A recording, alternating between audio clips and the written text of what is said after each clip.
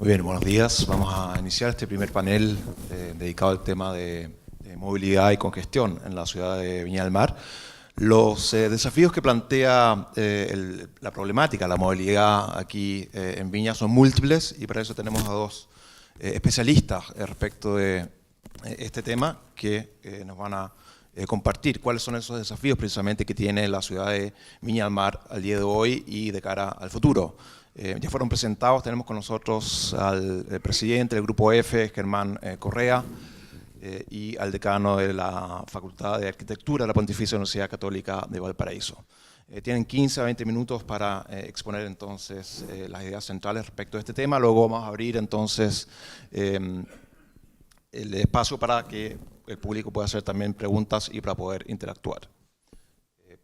¿Quién quiere empezar?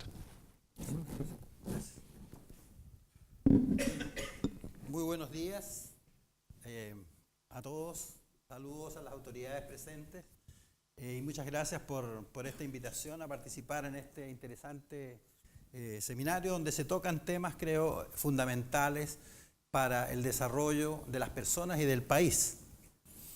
Actualmente, de hace un par de meses, estoy desempeñando el cargo de presidente del directorio de la empresa Ferrocarriles del Estado, pero he presidido también el Metro de Valparaíso y he estado aquí ya unos 6 años contribuyendo a esa actividad, tratando de impulsar, y he vivido en carne propia desde acá de la región, tratando de impulsar políticas e inversiones hacia una región que estando a 110 kilómetros de Santiago, sin embargo, pareciera estar a 1000, desde el punto de vista de las preocupaciones, de la focalización, la centralidad de las preocupaciones, de los temas de movilidad y mejoramiento de la calidad de vida de nuestros conciudadanos. Como decía muy acertadamente el senador Chaguán, Santiago se come todo. Es un monstruo grande que pisa fuerte, como dice la canción, ¿no? Y va dejando realmente en un lugar muy secundario a las regiones del país. Y esta región, estando tan cerca, está aquí también muy lejos de las preocupaciones muchas veces de lo que son las decisiones en materia de movilidad. Voy a exponer rápidamente algo que todos sabemos con respecto al tema urbano, ¿no es cierto? Y si no lo sabemos, lo hemos ido aprendiendo, que las ciudades son territorios en los cuales se organizan actividades humanas de distinta naturaleza y esas actividades humanas se distribuyen en ese territorio, ocupando un espacio por el cual todas esas actividades de alguna manera compiten. Esa organización, esa distribución en el territorio se hace a veces al azar, como sucede generalmente, o bien, como señalaba muy bien el senador Chaguán, a través de procesos de planificación urbana que señalan el mejor uso de ese espacio, donde hay un óptimo social, donde hay mayor racionalidad desde el punto de vista de cómo esas actividades deben distribuirse. No es lo que ha sucedido en Chile. En Chile casi no hemos tenido planificación urbana. Las normas que existen al final son normas de constructibilidad, pero no son de planificación urbana. Y como decía bien el senador Chaguán, ha habido un estigma por mucho tiempo con respecto incluso al término planificación, asociándose con esquemas ideológicos o de gobierno que en algún momento se dieron en el mundo. Pero la verdad es que la planificación es una actividad fundamental, sobre todo en las ciudades, si queremos que ellas proporcionen mejores condiciones de vida a sus habitantes y que sean funcionales y competitivas desde el punto de vista de su inserción en el mundo. Las ciudades son entonces sistemas. Son sistemas en que se distribuyen estas actividades en ese espacio que marcan un modo de vivir y al mismo tiempo esas actividades distribuidas en un territorio necesitan conectividad física, puntos, ¿no es cierto?, trayectorias físicas que vinculen un punto con otro de esas actividades, sobre las cuales en esa conectividad se desarrollan distintas formas de movilidad de los bienes y las personas que la ciudad requiere para su funcionamiento. Y la movilidad urbana al mismo tiempo es un concepto que ha ido como reemplazando al de transporte urbano, que incluso usamos bastante frecuentemente, el de movilidad, porque el concepto de movilidad apunta a una visión más amplia e integradora de los temas de cómo se mueven bienes y personas en un espacio urbano. Y también interurbano, desde luego. Pero la movilidad apunta básicamente como a 3 tipos de fenómenos, por así decir. Primero, el contexto de condiciones, aspectos que condicionan la forma en que se desplazan bienes y personas en un determinado espacio, condiciones de la más diversa especie y naturaleza. Segundo, ¿no?, los modos de moverse. Segunda gran área, los modos en los cuales las personas y bienes se mueven de un lugar a otro. Y el tercer grupo de aspectos que toca el concepto de movilidad son las externalidades, las consecuencias diversas, positivas y negativas que producen esas distintas formas de moverse en un espacio determinado. Ese concepto de movilidad, por lo tanto, es mucho más integral, abarca un conjunto de fenómenos que van más allá del transporte, que generalmente se refiere a moverse de un punto a otro, la demanda, sus características, etc. Por lo tanto, el concepto de movilidad que ha venido a quedarse con nosotros es también de gran importancia. Y la movilidad urbana apunta a todo aquello que se mueve en un espacio que es finito y que es caro, que es aquel espacio donde se realiza la conectividad entre distintas actividades en un territorio. ¿No? Uno lo hace, esa movilidad urbana es todo lo que se mueve. El transporte de carga, el transporte de pasajeros, las distintas formas de trasladarse las personas, bicicleta, caminata, transporte público, automóvil, triciclo, todo compite por el uso de un espacio que además es caro y es finito. La vialidad urbana es algo finito, no lo puedes extender eternamente. Cuando hay personas que dicen que los problemas de la congestión se solucionan si le ponemos más pistas y más pistas a las ciudades, al final, ¿no es cierto?, en la locura de las pistas a lo mejor nos vamos a quedar sin ciudad para tener solo pistas para moverse de un lugar a otro. Podemos llegar al ridículo, por así decir, al absurdo, ¿no? En circunstancias que la movilidad tiene que estar directamente vinculada con los requerimientos y las funcionalidades que tienen las ciudades para vivir y para desarrollar un país. Y finalmente la movilidad está directamente asociada a los temas de accesibilidad y de equidad social. Está más que comprobado, ¿no?, que aquí la forma en que se han desarrollado nuestras ciudades con segregación territorial y todo eso afecta seriamente la accesibilidad y equidad social, como lo voy a señalar enseguida. Rápidamente, en una sola mirada muy esquemática, los problemas de la movilidad. No soy experto en PowerPoint y esas cosas, hay otros que lo podrían hacer más lindo que yo, no me cabe la menor duda, ¿no? Pero uno le pone nomás, ¿no? Por lo menos para explicar, ¿no?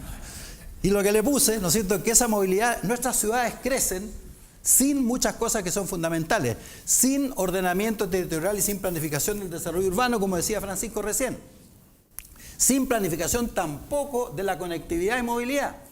Crece como al azar, al tuntún, como decíamos antiguamente, ¿no? Y eso obviamente va produciendo segregación socioterritorial. ¿Qué significa esto? Que las ciudades se van de alguna manera por grupo social, por grupo económico social, por estrato se van distribuyendo. Los pobres van quedando en la periferia, los mejores en los lugares mejores de la ciudad, geográficamente y paisajísticamente. Y finalmente la ciudad como que va expulsando a los más pobres. Yo recuerdo cuando llegué a vivir a Santiago, yo soy de provincia, como decíamos antes, ahora se dice región. Cuando llegué a vivir a Santiago, muchacho de 17 años en la universidad, me tocó observar un fenómeno que en esa época se vio como un gran logro cuando el gobierno de Alessandri erradicaron pobladores de los sectores altos de Santiago para darles vivienda a los sectores más alejados del centro, porque ahí el terreno del metro cuadrado era más barato, y la lógica de la vivienda social sigue siendo la misma, comprar terreno donde es más barato, que es lejos de los lugares más céntricos. Y recuerdo que pasaban por calle ahumadas estos camiones con toda la pobreza encima de estos camiones, trasladando a estos pobladores de un lugar a otro. Era un proceso de erradicación masiva de pobres de ciertos sectores, incluso que vivían en sectores del que hoy día se llama Barrio Alto en Santiago, hacia las periferias. Y se veía como un gran logro de la política habitacional social del gobierno de Alessandri. Lo que al final resultó en erradicaciones masivas de pobres de lugares de alto valor inmobiliario hacia lugares muy alejados de la ciudad, incrementando la segregación socioterritorial, la desigualdad social. Creo que estos son factores que todavía están presentes, porque incluso las políticas de vivienda social, independientemente del signo político del gobierno, han seguido la misma tónica. Finalmente, la vivienda social se construye en lugares periféricos, y con lo cual los pobres tienen que viajar más largas distancias, pagar más por transportarse, como lo demuestran todos los estudios que se han realizado. Y por lo tanto, todo eso limita y encarece de manera socialmente regresiva la forma en que las personas se desplazan en la ciudad, ¿cierto? La accesibilidad a bienes y servicios para los de menos ingresos es más difícil. Iván Poduje de Metropolítica tiene un estudio muy interesante en que muestra cómo los sistemas integrados de transporte, por lo tanto la tarifa integrada, te permite un acceso territorial, un espacio. Tú abarcas un espacio más amplio, llegas más lejos en la ciudad y por lo tanto tienes mayor acceso a los servicios y oportunidades diversas que ofrece la ciudad. Cuando tú integras el transporte público no es un tema técnico, es un tema de equidad social, porque con una misma tarifa tú puedes llegar más lejos y por lo tanto tener más acceso para quienes más lo necesitan. Y por lo tanto, al final hemos ido profundizando la desigualdad social. ¿Qué pasa en el caso de esta región? Aquí lo que tenemos es un fenómeno interesante porque Viña, que es el tema de este seminario en particular, es parte de una conurbación, como decía Francisco hace un momento atrás, de Viña Valparaíso, pero es más que eso. Lo que aquí estamos observando en realidad es que la conurbación Viña Valparaíso es el núcleo de lo que podría llamarse un sistema de ciudades, que es un tema que hoy día se discute en el mundo especializado bastante, ¿no? Sistema de ciudades. Y cuando uno usa el concepto de sistema de ciudades, lo que está hablando son de relaciones, de funcionalidades que ocupan distintas ciudades. Nadie podría pensar Valparaíso Viña sin considerar todo el arco de ciudades en su entorno. El arco de ciudades en su entorno, Limache, Olmué, inclusive hasta Quintero, hacia Laguna Verde. Aquí hay una gran área de personas y bienes que fluyen en este espacio. Inclusive, les voy a contar enseguida lo que estamos haciendo en la comisión que me designó el intendente Aldoney de movilidad. Claramente hay como 3 polos territoriales que se van configurando acá en la región. Uno, Valparaíso Viña, después Quintero, Puchuncaví y por otra parte la Calera Quillota. Inclusive en el estudio que hicimos en el Metro Valparaíso con respecto a la posibilidad de extender el servicio hacia Calera Quillota, claramente ahí hay un núcleo inclusive de movilidad entre Calera y Quillota, propiamente tal. Un núcleo importantísimo de movimiento que no viene hacia Valparaíso Viña, se mueve entre sí, o inclusive entre Quintero y Quillota. Hay centros de servicio que se van produciendo, que han ido reorganizando los desplazamientos físicos de personas y bienes en toda esta área. Y eso es un fenómeno súper interesante. Y por lo tanto, cuando uno piensa en Viña, no puede pensar solo, incluso en la conurbación Viña-Valparaíso, tiene que pensar en qué lugar en ese sistema de ciudades ocupa esta conurbación con relaciones funcionales cada vez más intensas. Usando la definición de la OECD con respecto a áreas metropolitanas, esa definición incluye no solamente el núcleo urbano básico, que en este caso sería Viña-Valparaíso, sino que también lo que llaman las relaciones funcionales, que se miden en el caso de la OECD por la participación en el mercado laboral de las personas que viven fuera de esa área urbana que concentra la mayor cantidad de población. Según la OECD es el 15% el nivel que se establece. Si el 15% de las personas de un lugar van a trabajar a otro, el 15 para arriba, significa que ahí existe una relación funcional. Pero uno podría usar un concepto más amplio que el que estamos usando el Consejo Nacional de Desarrollo Urbano para decir los viajes que se hacen. Porque las personas van a otro lugar no solamente para trabajar, también van para abastecerse de servicios, a comprar, a educación, incluso a recrearse. Y por lo tanto, la relación de funcionalidad es más amplia que la mera participación en el mercado laboral. Ahora, esto señala entonces que nosotros tenemos que tener una aproximación territorial de área a los fenómenos de las dinámicas urbanas y a la forma en que las personas y bienes se mueven, obviamente. En este caso uno no podría crearse solo con Viña, tampoco solo con Viña y Valparaíso, porque aquí los flujos vienen no solamente de los que habitan estas dos ciudades, que ya son una sola, sino que también de las ciudades del entorno. Bueno, y precisamente la Comisión Regional de Movilidad Urbana que el intendente Aldoney me ha pedido coordinar, parte precisamente de ese enfoque. Y yo creo que nosotros aquí tenemos una gran oportunidad, no solo porque mi amigo Gabriel Aldoney ha tomado esta iniciativa. A Gabriel lo conozco hace muchísimos años porque fue parte de mi equipo técnico cuando yo fui ministro de Transporte en los años 90. Donde ahí generamos un núcleo técnico súper potente y sólido, que fue lo que yo le pedí al presidente Elwin. Mire, yo no sé nada de esto y la única forma de hacer las cosas bien es rodearse de gente que sabe. Y llevamos un núcleo de 15, 18 personas de alto nivel técnico y profesional, entre ellos Gabriel Aldoney, de larga experiencia, ingeniero de transporte con trayectoria internacional, trabajó en planificación en el aeropuerto de Frankfurt por muchos años, como 15 años. Y yo creo que aquí la región en este momento, y no porque sea mi amigo, tiene la fortuna de contar con una persona, la máxima autoridad política, que tiene esta visión, bastante alineada con lo que Francisco Chaguán decía hace un momento atrás. Y por eso que él ha tomado esta iniciativa de crear una comisión amplia, donde hay más de 24, 26 personas, de los más diversos sectores de la región. Porque aquí todos los actores tienen que confluir a tener una visión común con respecto a qué queremos de esta ciudad, qué queremos de esta gran área metropolitana ampliada, ¿no? Hacia dónde queremos que vaya, cómo eso se traduce en proyectos concretos y cómo esos proyectos los empujamos, ¿no? Y el territorio que lo hacemos desde una perspectiva entonces territorial. Y el intendente Aldoney precisamente ha señalado un área un área, un territorio en el cual nosotros estamos trabajando como comisión. Un área que cubre todo aquello que ahí se señala, las relaciones funcionales en este polígono, ¿no es cierto? Quintero, Puchuncaví, ¿no? Quillota, Calera, Casablanca, Valparaíso, Viña, Playa Ancha, Laguna Verde. Todo ese gran territorio que existen fuertes relaciones funcionales. Y además, con una visión de que este sistema de ciudades tiene una relación funcional potente con el área metropolitana de Santiago, ¿no? Uno no puede de ninguna manera excluir aquello de una reflexión a 20, 30 años plazo, como nos ha invitado el intendente, nos ha dicho, miren, no se tracen limitaciones, sueñen, pero sueñen de manera aterrizada, digamos, así no solamente especulaciones, sino que también cómo nosotros debiéramos desarrollar la movilidad en esta gran área y su relación con la región metropolitana. Y la mirada que nosotros estamos trabajando, la que el intendente nos señaló, una mirada a 20, 30 años plazo, pero sin ser un sueño, pero al mismo tiempo un sueño realizable. Y es lo más importante. Segundo, esta mirada territorial que nos orienta, ¿no es cierto?, que nos lleva a una visión integrada, interinstitucional, ¿no? Aquí hemos trabajado con todas las instituciones, con todas las seremis de obras públicas, viviendas, sector, transporte, etcétera. Estamos trabajando con actores sociales, también, ¿no es cierto?, el mundo privado que tiene proyectos interesantes, como el proyecto Las Salinas, que va a ser todo un impacto muy importante urbano para Viña, ¿no? 3.600 departamentos, 15, 18, 20.000 personas que se van a mover en un área de esta ciudad muy importante que plantea problemas urbanísticos y de movilidad, y los que tienen la iniciativa de Las Salinas están clarísimos en aquello. Han sido invitados a esta comisión a exponer.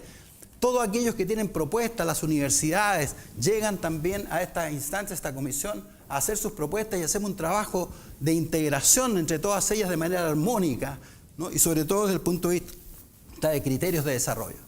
Y también una mirada práctica. No podemos solamente soñar. Y el intendente Aldoni tiene clarísimo que aquí estamos en una fuerte competencia con la región metropolitana de Santiago.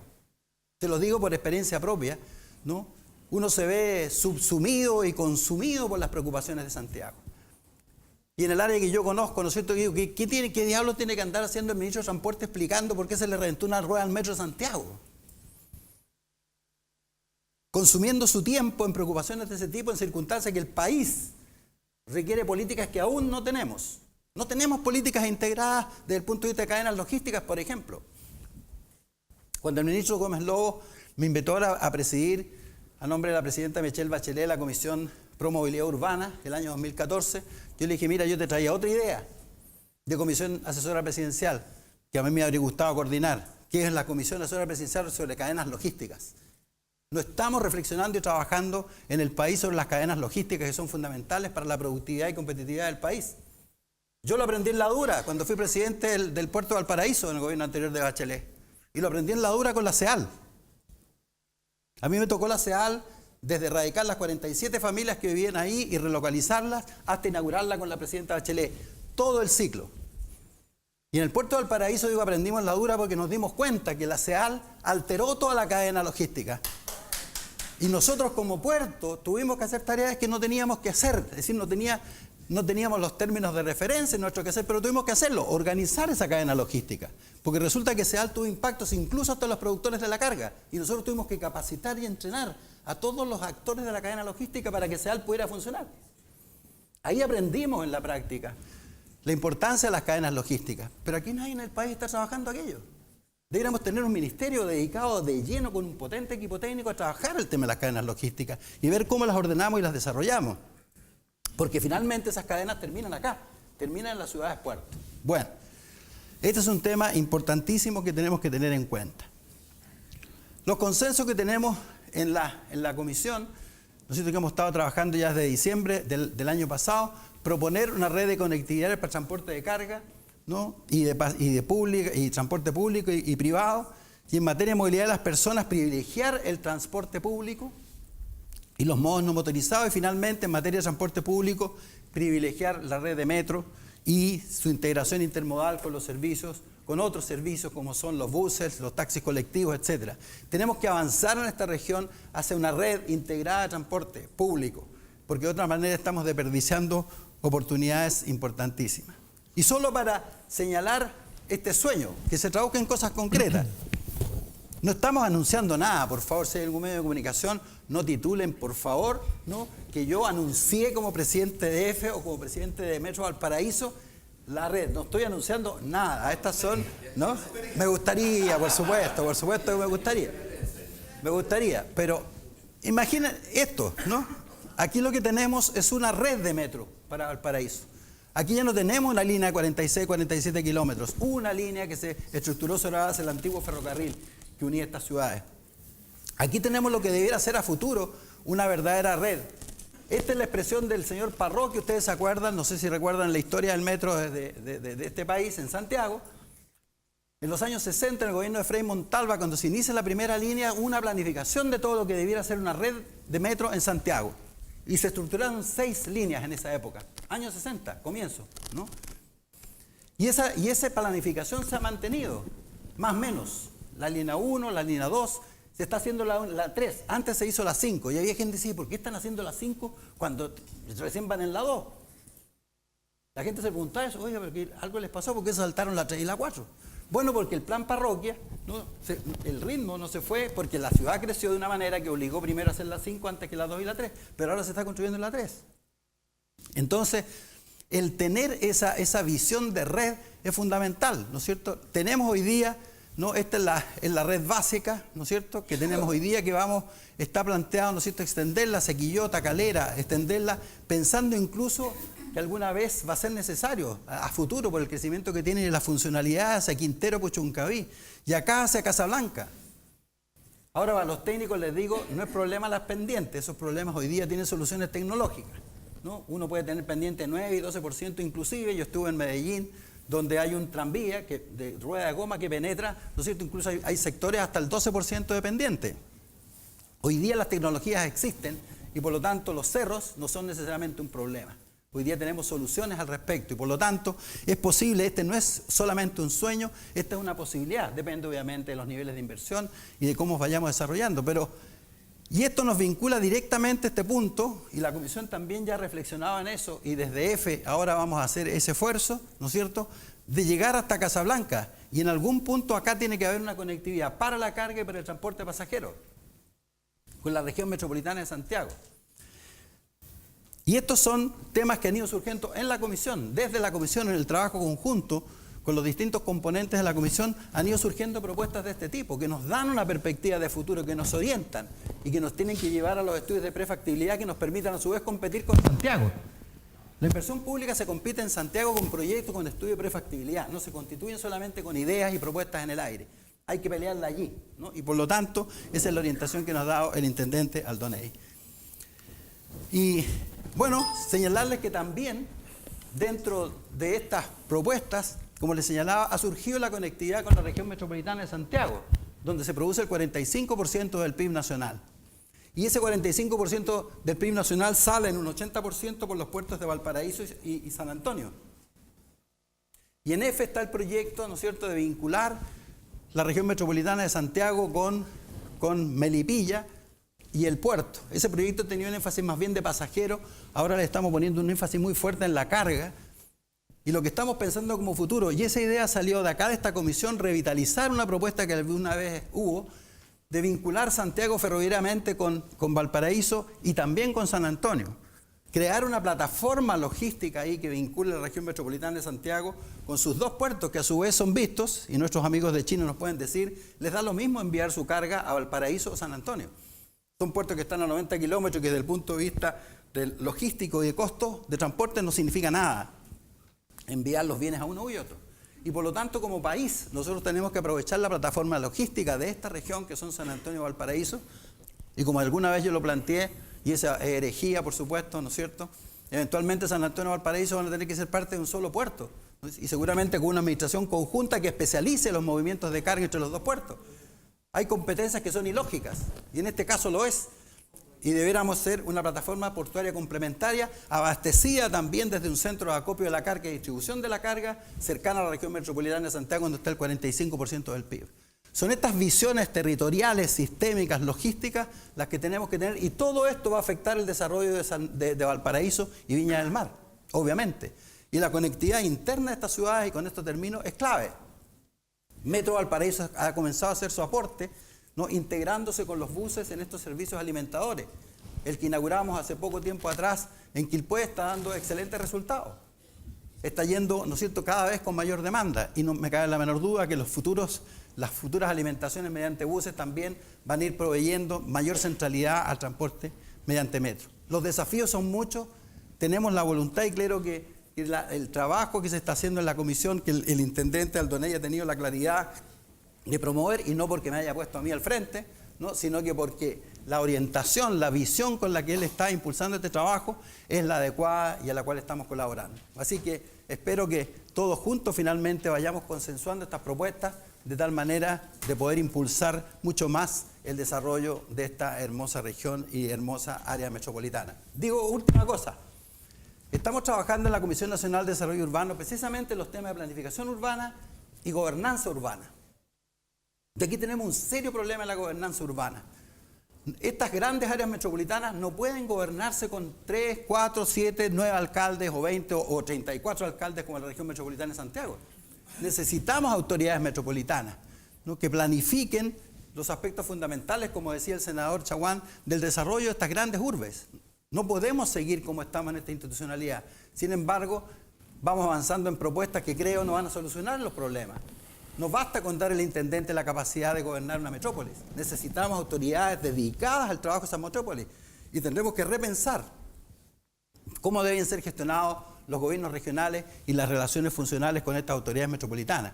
Algunos dicen no pueden coexistir dos autoridades distintas en un mismo territorio. ¿Cómo que no? Si el presidente de la República coexiste con los gobiernos regionales coexisten con los gobiernos locales. En todo el territorio tenemos superposición de autoridades. La clave es la distribución de competencias.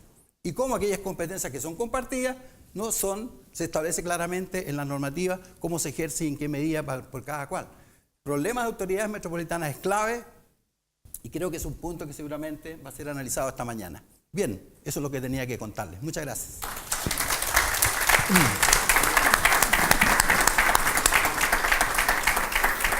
Muchas gracias, Germán Correa. Expone ahora a David Luza.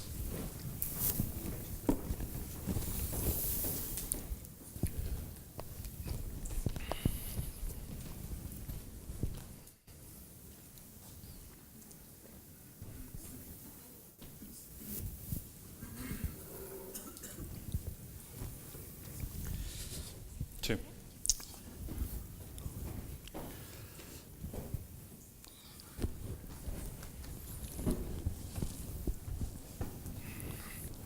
Buenos días. En primer lugar, quisiera saludar a quienes nos reciben: Jorge Martínez, Pablo Solari y la Fundación Piensa, autoridades académicas, autoridades regionales. Iba a saludar a nuestros invitados chinos, no están, por suerte, pronunciar sus apellidos. Estudiantes en general, me alegra ver a muchos. Bueno, quizás con cierta desilusión, Pablo, no vamos a discutir mucho porque mucho de lo que se ha planteado, yo creo que hay gran convergencia. Debo decir que me toca también formar parte del Consejo, en la cual Germán preside. También en su oportunidad, a propósito de la Comisión de Promovilidad Urbana, también me tocó participar. En el Consejo, probablemente por las intervenciones que me ha tocado, aparezca muy reiteradamente el tema de la F30E, voy a tratar de evitarlo en el futuro, digamos, y otros temas probablemente asociados al espesor urbano, porque hay mucha concentración a propósito de lo que es el borde costero, la relación con Santiago, y hay espacios intersticiales que no los vemos o pasan invisibles. Creo que forman parte de lo que voy a intentar abarcar, yo diría que en dos escalas, y voy a apelar a una mirada que tiene que ver más bien con la academia, es lo que me corresponde, y que probablemente, insisto, estos temas que metropolitanos involucran un lápiz muy gigante. La punta puede ser más grande que este edificio. Entonces, al trazar por sobre el mapa, digamos, algunas relaciones, algunos intentos de, vamos a decir, de diseño urbano, o más bien de sistemas también, como bien se ha dicho, es probable que ciertas dimensiones las pasemos a llevar. Entonces voy a intentar dar cuenta de aquello. Lo primero, Y permítanme una suerte de homenaje, ya quizás han leído la imagen, algunos de acá han sido estudiantes, alumnos del maestro Alberto Cruz, que ya en el año 54 pronunciaba esas frases que ustedes pueden leer a propósito de en el estar hoy día, en el ir hoy día es el estar.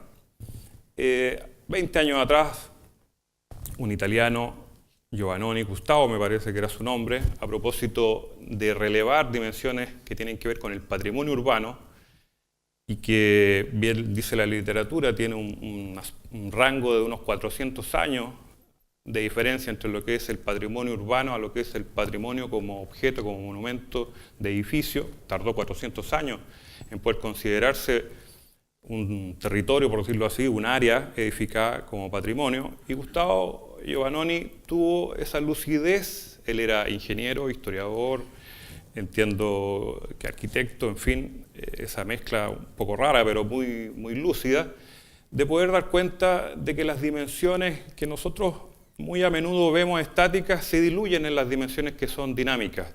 Él hablaba de los sistemas cinéticos.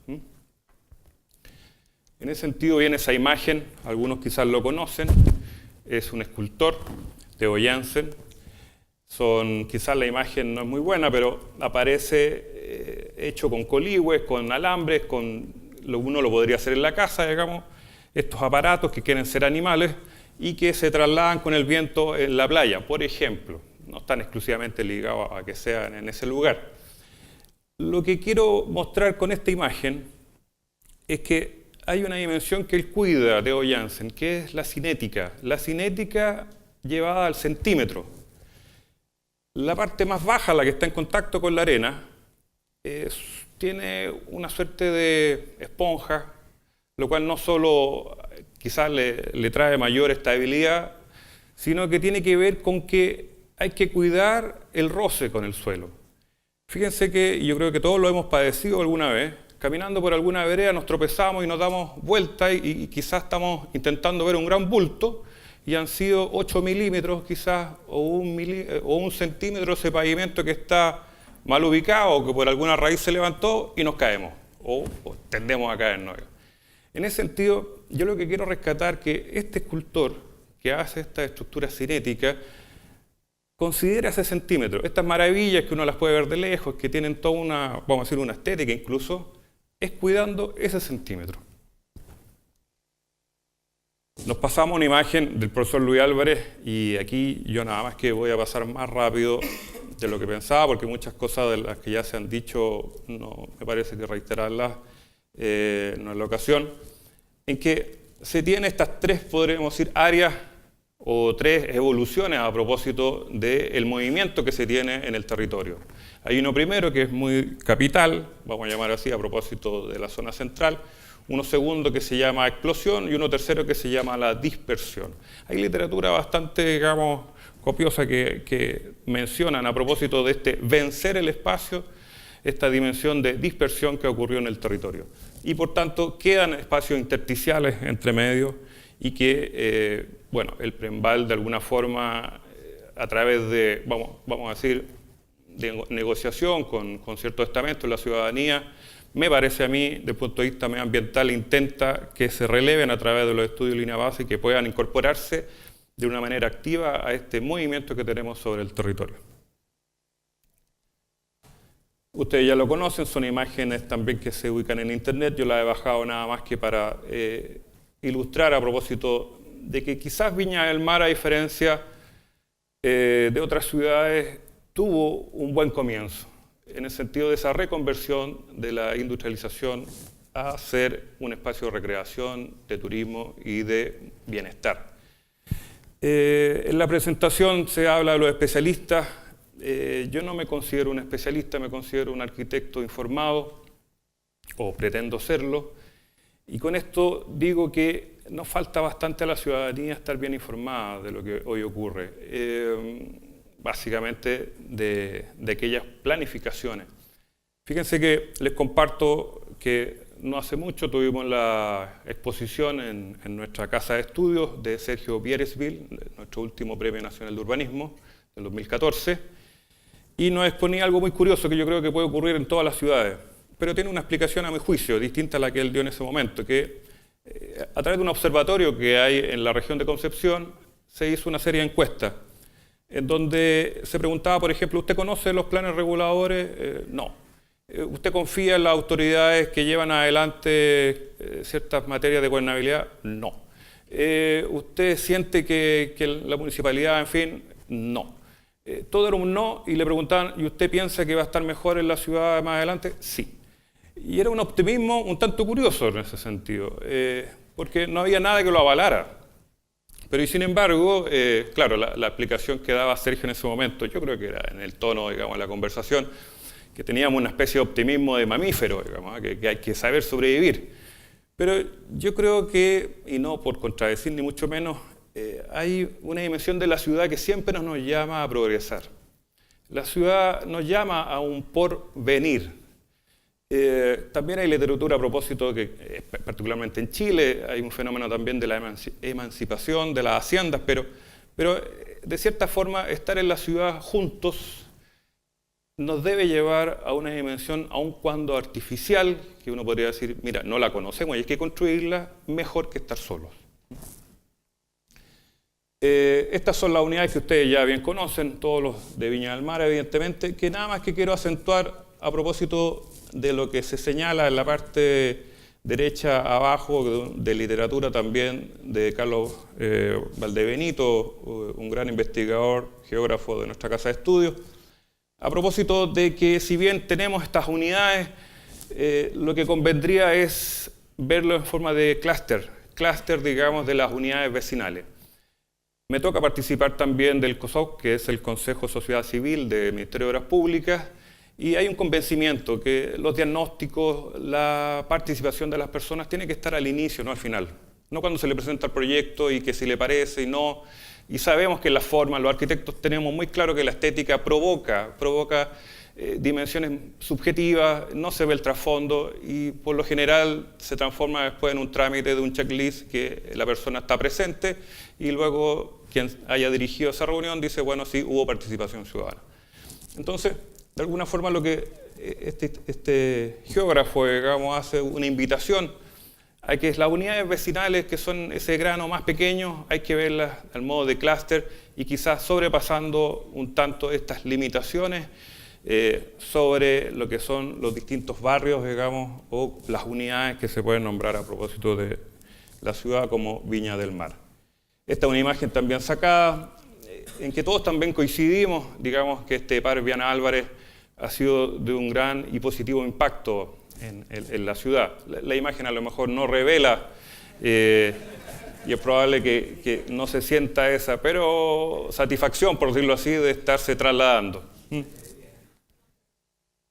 Y puede ser un día bastante normal, la verdad. Vuelvo otra vez. Esta es una imagen ya más depurada de ese informe que hace Carlos Valdebenito, y ustedes lamentablemente no pueden leer abajo, las imágenes pueden quedar acá, si las podemos compartir después. A propósito de, si bien estas unidades al principio que se nombraban, y a veces uno hace la tentación inmediatamente de nombrarlas como barrios, van densificándose y van adquiriendo morfología según el tipo de vivienda. Lo que está en verde, digamos, son los parques, los que están en esta suerte de cuadrados rectangulares son edificios, fenómenos de condominios cerrados que fueron muy fuertes en la década del 90, y luego todo lo que significa, vamos a decir, vivienda irregular o derechamente las tomas, que ya se dijo, Valparaíso y Viña tienen un triste récord en el sentido de tener una gran cantidad. Rescato de esa frase a propósito de Sergio, también en ese seminario, que era el dilema entre el diseño y la planificación, porque es cierto, en los años 60, 70 hubo un desprestigio, no sé si es prestigio, pero quizás de cierta forma no se recibía bien la palabra planificación. Alberto, que este sencillo homenaje al principio estuvo a cargo de esta gran obra de Achupaya, que era 50.000 personas habitando. Tómese en cuenta que en esa época, en esos años, digamos, 54 había 80.000 personas viviendo en Viña, y colocar otra de 50.000 era una tercera ciudad. Entonces el desafío era muy importante. Seguramente ante esos golpes, llamémoslo así, o decepción de ver proyectos como tanto la Achupallas como la Avenida del Mar no ser ejecutados, hay una suerte de crítica hacia la planificación. Es decir, él lo deja en claro en unos textos a propósito de que para planificar pareciera que tenemos que vivir todos en un momento único, ¿sí? Como que todo nos debiese golpear a la misma inflexión. Y vemos a diario que no es así. Yo recuerdo una oportunidad donde en nuestra casa de estudio hubo un seminario a propósito de la Avenida Argentina, estaba también la organización de Metropolítica, estaba Colegio de Arquitectos, estábamos nosotros, y alegremente uno podía darse cuenta que había gran coincidencia de lo que significaba la Avenida Argentina para Valparaíso. Pero lo curioso era esto, que a metros, porque la casa, ustedes conocen, la Casa Central de la Católica está en plena esquina de la Avenida Argentina, estaba trabajando el MOP sobre el colector. Estaba evidentemente reforzando sus pilares y vigas, totalmente justificado, pero son intervenciones que condicionan todo lo que se pudiese pensar después. Entonces, tenía esa curiosidad que estábamos todos muy de acuerdo en esta especie de planificación, pero ya había gente que estaba trabajando y condicionando lo que tendría que pasar ahí en adelante. Entonces, luego pensar otra vez, intervenir algo que ya se hizo la inversión, yo diría que eso es donde reflejo esta, digamos, sentencia que Alberto nos decía, mira, para planificar tendríamos que estar todos viviendo en un momento único. Pero en fin, yo creo que no hay que cejar. En ese sentido, planificar no es solo regular, evidentemente, ya se ha dicho acá. Ahí lo que nos trae Sergio en esa oportunidad era a propósito de lo que significa la inversión como gasto, o colocado ahí, en algunos casos gasto, y en nuestro caso efectivamente inversión, pero que de un 100% de lo que se destina para construir ciudad, por decirlo así, el 90% era de privado. Por tanto, si es que solamente confiábamos en los planos reguladores, estábamos más bien pensando, y lo decía así tal cual, en una suerte de urbanismo por ventanilla. Es decir, alguien que yo paso mi proyecto, me controla los excesos, que no los tenga evidentemente, no puede tener conceptos, ahí no es un plan regulador de conceptos, es un plan regulador de cuantificación de medidas, y por tanto lo que yo tengo son autonomías, y luego aquello que tendería a tener una unificación en el gasto que proviene de lo público, por decirlo así, o del Estado más bien, es solamente del 10 o de un 12%. Esto es pirámide, ustedes pueden verlo en todo tipo de versiones en internet. Tridimensional, con colores en sepia, para gusto y toda gana. ¿Qué significa esto? Que esto ya es algo con lo cual, digamos, no hay que discutir. Ya lo dijo Germán a propósito de que ya no se habla de transporte público, se habla de movilidad. Yo agregué una frase abajo que es grande y elocuente, como solía ser Nietzsche, digamos, todas las verdaderas buenas ideas se concibieron caminando. Y, claro, las verdaderas buenas ideas, bastaría con que hubiese dicho las buenas ideas, pero las verdaderas buenas ideas, digamos, se conciben caminando. Y eso nos trae esta primera franja, digamos, que pareciera estar en primera fila. Me toca participar también en otras organizaciones donde veo que efectivamente se piensa muy autónomamente, el interior del edificio, la calle, la avenida, que está. Y hay que pensar en estos itinerarios peatonales. O sea, no solo para caminar, sino que qué integra lo que camina. La pirámide es del orden de importancia y vemos finalmente lo que está abajo, el automóvil. Esto yo lo traje y lo voy a tener que explicar un poco porque me imagino que no logran ver varios, digamos, lo que está señalado ahí. Es una comparación, este es un estudio hecho me parece que en Colombia, a propósito de origen-destino. Y yo he visto varios artículos a propósito de lo que significa el informe de origen-destino que hizo o que lo encargó el Ministerio de Transporte, y artículos que se titulaban ¿Cómo nos movemos? Y uno echa de menos, digamos, estudios que lo hacen en otros lugares, esta dimensión que está puesta ahí en negro en la derecha. El estudio incluye los que no se mueven, ¿sí? Hablamos mucho de cómo nos movemos, pero este estudio también debiese por defecto colocar a los que no se mueven, ¿sí? Y los que no se mueven siempre son los mismos, los niños y los adultos mayores o ancianos. Y no es que no se quieran mover, no los dejamos que se muevan, ¿sí? Estas tres franjas, por decirlo, columnas, reflejan y la cantidad de flechas, digamos, y circulaciones tiene que ver con el poder adquisitivo, si tiene posibilidades de tener auto o si tiene dos. Aquí donde también lo que llama la atención es la cantidad de kilómetros que abarca el que tiene más poder adquisitivo, ¿sí? Es casi el doble del que tiene menos. Tiene dos autos, y fíjense también la cantidad de recorridos que hace. Yo creo que esto, si vienes de otro país, no está tan distinto a lo que a nosotros nos pasa. También ustedes pueden ver la cantidad en Viña del Mar, en Valparaíso, de Trip Center que se han inaugurado, digamos. O sea, ahí no se va a estacionar ninguna micro. Ahí se van a estacionar solo autos. Y están proliferando y bastante. Y también llama la atención que se baja alguien a un supermercado hoy en día cada vez más grande, pero cada vez de mayor frecuencia de visita. Es decir, para ir a comprar medio kilo de limones y quizá 1 kilo de pan. Pero puede ir todos los días, ¿sí? El que no y tiene bajos recursos puede ir solamente pocas veces, una vez, y anda con los grandes bolsos en transporte público. Entonces hay una especie como de disparidad bastante alta. Y aquí donde quizás también detenerse, en que la cantidad de recorridos nos hace pensar que no se trata solamente de incorporar más multimodalidad. Es decir, ojalá que digamos, lo escuchen bien la gente de Ciclistas Furiosos, digamos, porque a veces pareciera ser que hay que colocar ciclovía y con eso solucionamos, digamos, también que las personas que andan en bicicleta pueden hacer uso, digamos, y no comprarse el automóvil. No, aquí hay temas más complejos. Flexibilidad de horarios, por ejemplo, para entrar a clase, flexibilidad de trabajo, dependencia también de localizaciones para comer, en fin. Son más complejos que solo decir hay que agregar más multimodalidad. Bueno, esto ustedes se acordarán, no hace mucho, el accidente en el túnel Las Palmas, digamos, un túnel bastante curioso, por decirlo así, acá se alcanzar esta fotografía que uno al entrar ve solamente una parte de la salida, está en plena curva, y el peligro que muchas veces, por evitar las congestiones, tomamos algunas alternativas que son de diseño y estuvieron orientadas para transporte de carga y que en la cercanía y en el crecimiento de esta ciudad ya las empieza a transformar en vías urbanas plenamente. Fíjense que es muy gráfico, aparte de lo dramático, son camiones y lo que está detrás son autos, ¿sí? Es la imagen también, la que así que fue el mismo momento del impacto. Yo dejé de transitar por esta vía después de este accidente. Y yo me traslado de Mantagua en las mañanas al colegio alemán y evito pasar por ahí. Después de este accidente no pasé más. Esa es la F30, digamos, con lo cual ustedes también en la continuidad de ese camino.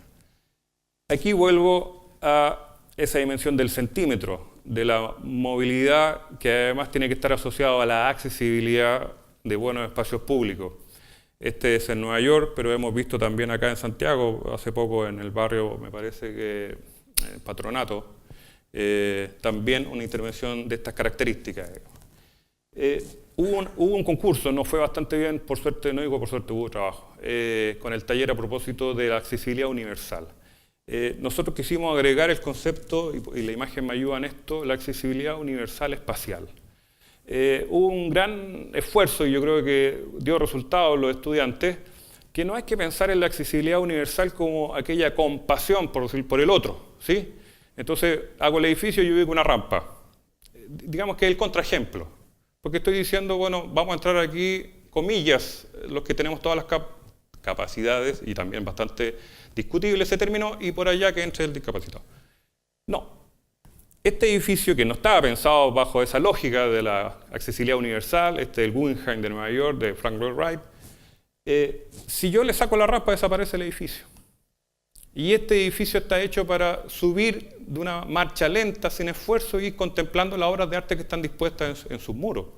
Esto está hecho en el año 56, me parece, si no me puedo equivocar, pero es a mediados del siglo XX. O sea, es un edificio que si no tiene esta pendiente no existe.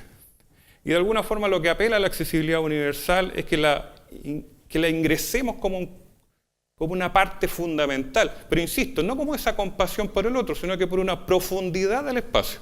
Es decir, que tenga mayores distingos, ¿sí?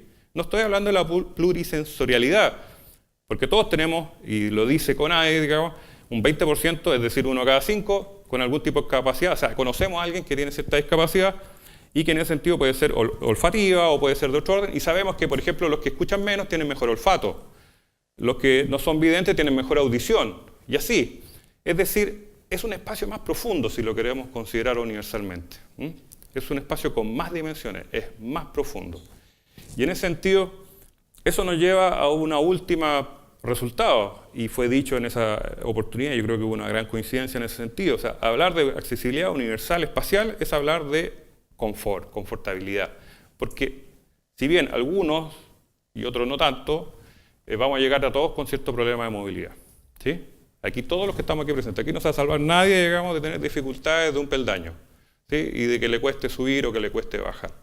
Por eso es importante cuidar ese centímetro. Uno agradece que la contrahuella sea de 17 y no de 22, o no de 30, como en algunos casos que parece un imperio inca subir, digamos, algunos edificios. Cosas de ese orden en las que se pueden manifestar, que parecieran ser equipamientos recreativos, pero en definitiva, insisto, son totalmente segregadores.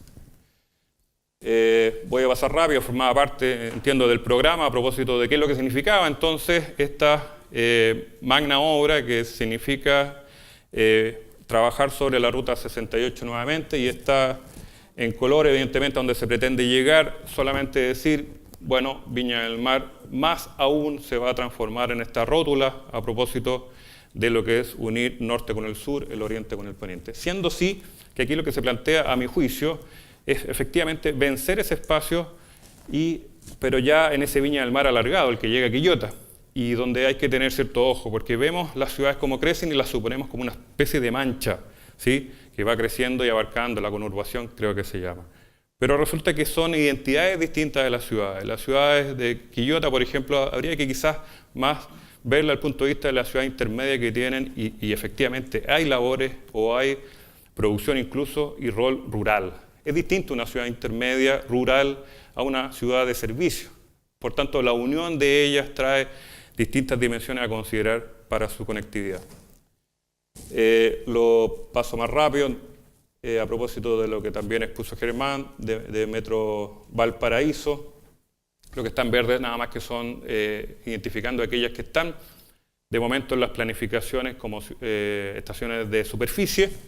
Y aquí nada más que traer esa diferencia que había las estaciones, las de hoy con las de antes. Esta es la estación, me parece, la estación central. Imagínense entrando gloriosamente con ese reloj arriba, que tanto hace falta que Metro, ojalá, como homenaje a los ingleses, por último, ponga relojes, digamos, que está sabido que los trenes nos traen, digamos, a la vía puntualidad. Y hemos cambiado por otros que son entradas, digamos, son casi una especie de burladeros a las propias veredas, que están todas muy justificadas, evidentemente, pero y nos perdemos ciertas dimensiones que podrían ser consideradas, incluso para algunas, no digo todas, oportunidades de subcentralidades donde puedan haber servicios para la ciudadanía. Ejemplos, nada más y paso rápido, estos son ejercicios académicos que hacemos a propósito de ciertas estaciones, convertirlas, porque efectivamente a veces nos perdemos esta oportunidad. Hubo un seminario en Sevilla el año 2013, me parece, que se denominó Escape, pero no tenía que ver con lo que alude la palabra, sino que era en las siglas de Espacio Público Abierto Español, ¿sí?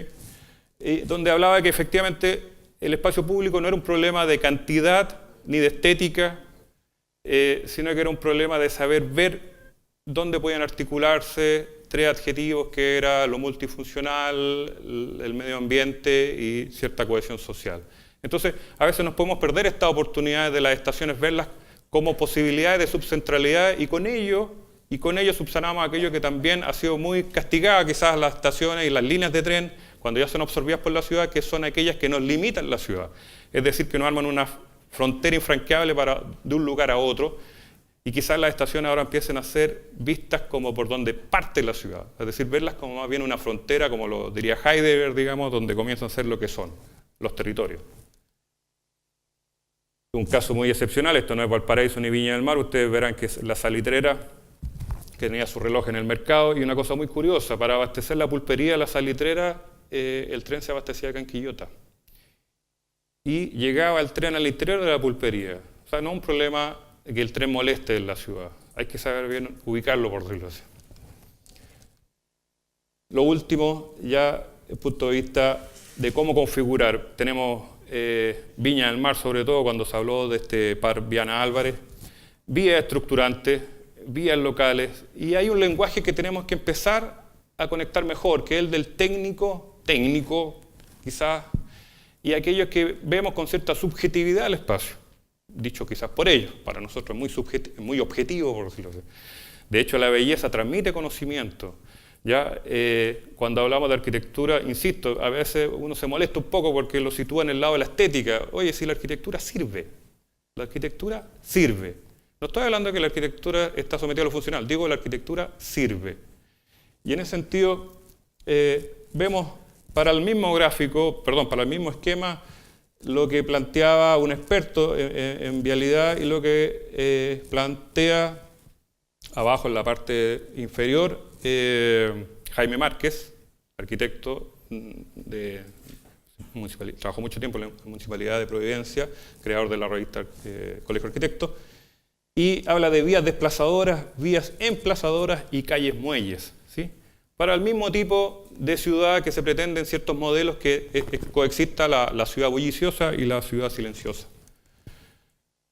Eso está dicho en el año 2004. Y vemos ahora en la plataforma urbana, por ejemplo, estudios como de este orden que llegan a dimensiones más o menos parecidas. Es decir, no solo hay que ver la vía que se pretende trabajar, sino que aquello que es su entorno, ¿sí? Llegan a concepciones, digamos, o afirmaciones más bien de decir, mira, pueden coexistir. Es más bien, le hace bien que estén las ruidosas y las silenciosas. Lo que reflejan los colores son la cantidad de relaciones que hay entre las personas. O ejemplos como este, como la supermanzana, ¿sí? Vemos los barrios a veces, pero no tenemos tan en vista lo que serían las manzanas o la posibilidad de supermanzana. Hay que ver el vaso medio lleno, por un lado. Si uno se mete al mercado público, digamos, vemos toda esta cantidad de iniciativas. Yo subrayo a veces porque son análisis diagnóstico. Insisto, probablemente no haya mucho que estudiar, sino que haya que tomar decisiones, ¿sí?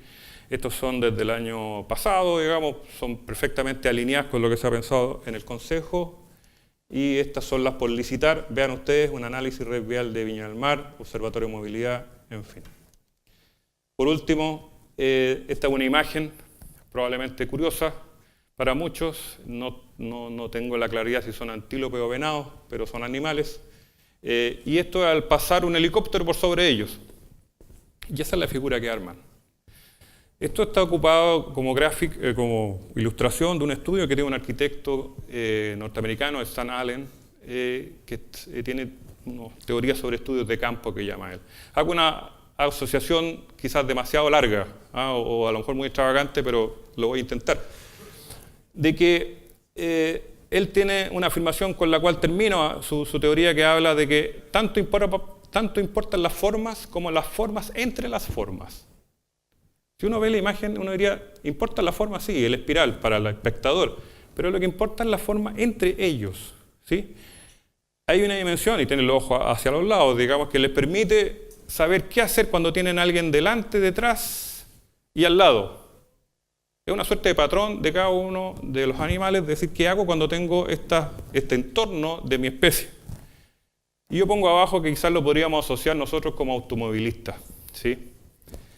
Si nos compran o vendemos un auto, un objeto, estos deben ser asumidos como la pieza de un conjunto mayor armónico, ¿sí? Y no como solitarios dentro del camino.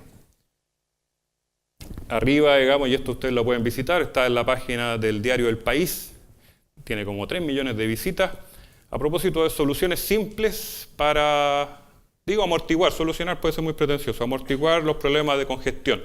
Siempre hay que tener un auto adelante y uno atrás. Uno podría terminar con esa afirmación el estudio que se hace. El estudio que hacen, y lo muestran muy didácticamente, es casi para niños, diría yo, o quizás está orientado para niños, el que más genera tacos es el que va adelantando otro auto.